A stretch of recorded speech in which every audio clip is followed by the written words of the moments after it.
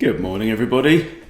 And if you are looking forward to a holiday weekend, then enjoy your holiday weekend. It's Good Friday here in the UK, so we have this as a bank holiday. It's a public holiday, but we're still going to do James's session for the intermediate group later on. And I want to show you something quite important today. So I was up last night, just hammering away at blitz. I'm down to nearly 1250 right now. So I had a real slide from about 1450 not too long ago. But I had a really instructive game against somebody rated 1218, and they absolutely kicked my arse, right? With a line in the Vienna Gambit Declined, Paulsen Attack, that I don't believe I've ever seen before, and he checkmated me in 10 moves. Now, that's fine, right? This is why I play chess. I play chess in order to win, to lose, to improve, to learn as I go. So the point of this video is for me to show you exactly what happens when you get your ass kicked, okay? Particularly if it's in a favourite opening. If somebody throws some like weird whale attack at you, right, then and you go on to lose in 50 moves, and that's one thing. But losing in 10 moves in an opening that you're supposed to know, that should get your attention. And for me, as an intermediate player, then I need to be learning from these things to prevent it from happening again. So first of all, just let me show you the game, and then we will very quickly just figure out what should I have done. Okay, so e4, e5. So I have the white pieces. We play the Vienna. Fair enough. Knight to f6, right? f4, the Vienna Gambit. And he declines with the main line, which is absolutely correct. Okay, now book move here from white is f takes e5, and you expect knight takes there. Okay, and now I play the Paulsen attack with queen f3. All of this is book. Okay, so up until move 5 for white, then I know exactly where I am, and all is well in the Shire. Now, the most normal thing here is knight takes here, and then you recapture the b pawn, and then you build up a centre. Okay, opponent doesn't play that. Opponent plays knight c6, and I'm thinking, hello, and he's banging out these moves, right? Literally less than a second each. That one was 1.6 seconds, and I'm thinking, okay, this guy knows the proper response to the Vienna Gambit. But what the flipping flip is this? Okay, so what would you play here? So I spy with my little eye something beginning with free pawn.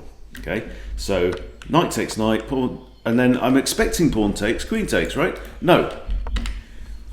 Knight comes in, looking at queen and c2. Now there are actually 3 moves here.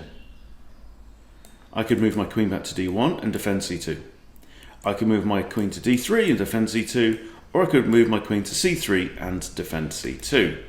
And I just instinctively, well, I say instinctively, I took 27 seconds, because it took me by surprise, dropped my queen back to d1.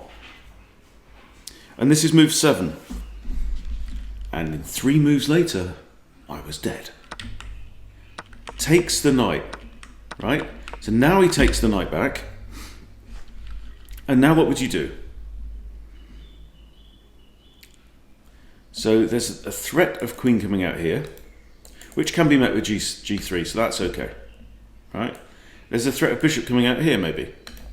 So I played bishop c4, and I'm thinking of ideas of maybe this, and go and checkmate the booger, right?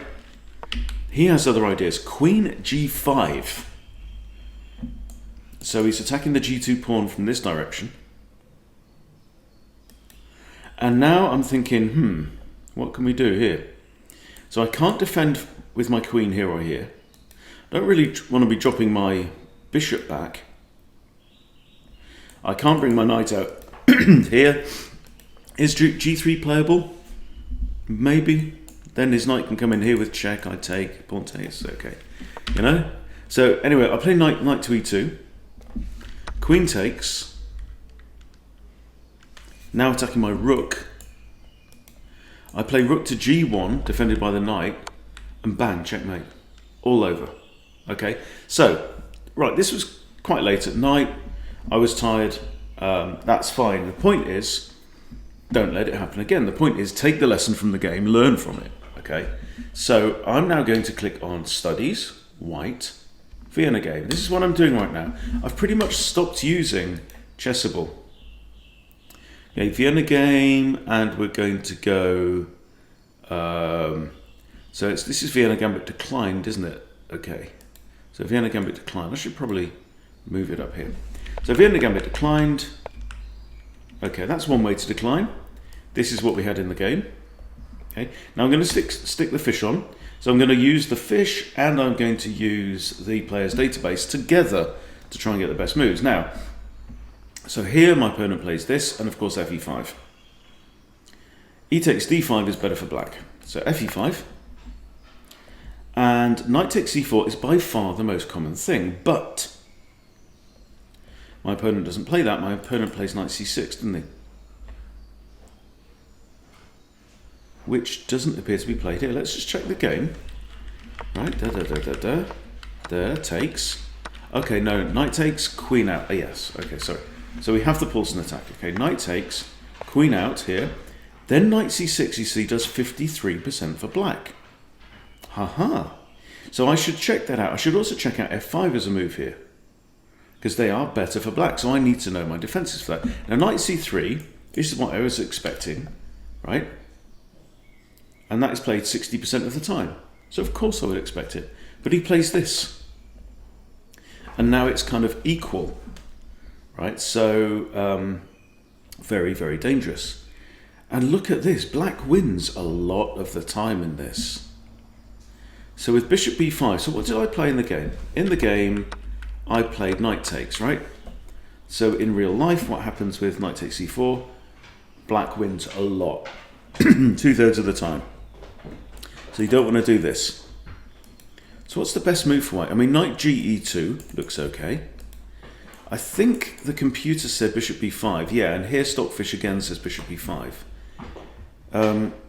Bishop b5 is the most commonly played and is the engine move and is kind of equal in terms of the player's database. So I'm thinking we might go for that, but I'm also toying with this knight g to e2, but that's no, because that's basically like 5-3 or something like that. So I mean, 8 games, that's not statistically relevant, so we're not going to go for that. All right, now what can we expect here? Knight takes c3, by far the most common, and then dc3 for white. D takes c3 here. Queen h4 check. I mean, there's a few moves here actually. Queen h4, and then we push g3, and we're still playing chess. Queen e4 check.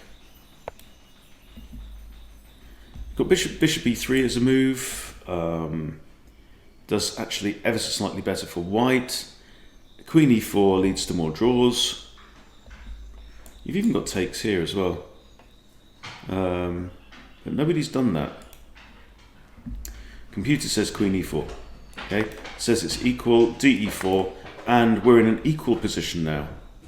Okay, so I'll just add that to my notes. That's how to get an equal position from that point if your opponent knows exactly what he's doing. In this case, a 1200 rated blitz player knew exactly what he was doing, and that was just bizarre. By the way, I'm currently doing my office out. We're painting the floor, getting new furniture in, getting maybe a new desk. So that's why my normal screen behind me is gone. I might show you around at some point soon. So yeah, here we go. Quite interesting. And the point is that I've taken a loss. I've learned from it, and now what I can do in future is I can train this idea. You know, so I know what to do. Dogs are enjoying themselves as well. So we're going to have a barbecue later on. We've got other stepdaughters coming around with her boyfriend, and yeah, we're going to have some very, very nice food. Lots of ribs today. Yeah, so there you go. So if you're an intermediate player, or even if you're even if you're sub 1000 and you have your own favourite openings, you come across something weird, then make a note of it, record it. so that you can review it and then try not to make the same mistake again. And that's how to get your ass kicked successfully. All right, guys, thanks for watching. See you later.